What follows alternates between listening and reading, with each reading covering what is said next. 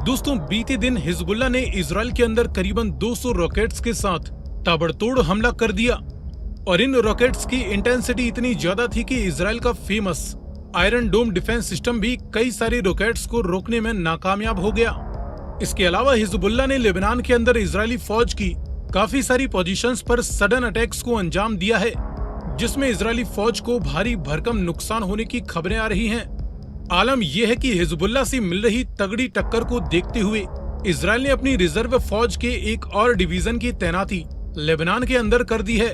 और अब लेबनान के अंदर इजराइल की करीबन 15,000 सोल्जर्स हिजबुल्लाह के खिलाफ डायरेक्टली जंग के मैदान में उतर चुके हैं।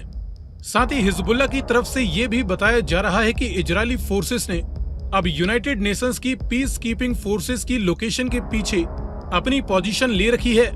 क्योंकि वर्ल्ड वाइड प्रेशर के चलते हिजबुल्लाह इस रीजन पर हमला नहीं कर सकता है। यही नहीं बल्कि आयरन डोम के फेल होने के बाद इजराइल के हाइफा शहर में कई जगह पर धमाके हुए हैं, जिसकी वजह से इस शहर के इंफ्रास्ट्रक्चर को भारी भरकम नुकसान पहुंचा है। बताया जा रहा है कि साल 2006 में हुई इजराइल लेबनान जंग के बाद ये पहला मौका है जब हाइफा शहर पर हिजबुल्लाह के रॉकेट्स ने इतना कहर बरपाया है।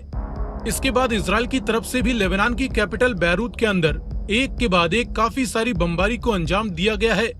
आपको बता दें कि इजराइल और हमास के बीच की जंग को 1 साल पूरा हो चुका है और ये जंग अभी भी न सिर्फ जारी है बल्कि और भी ज्यादा खतरनाक होती जा रही है,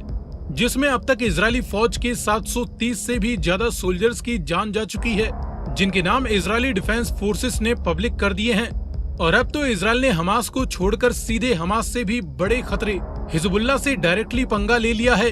और क्योंकि हिजबुल्लाह के पास हमास से ज्यादा प्रोफेशनल फाइटर्स हैं और 1 लाख से भी ज्यादा रॉकेट्स एंड मिसाइलें हैं, ऐसे में इजराइल के लिए अब लेबनान के अंदर मिलिट्री ऑपरेशन बहुत ही महंगा पड़ता जा रहा है, जिसमें इजराइल को अपने और भी सोल्जर्स की जान से हाथ धोना पड़ सकता है।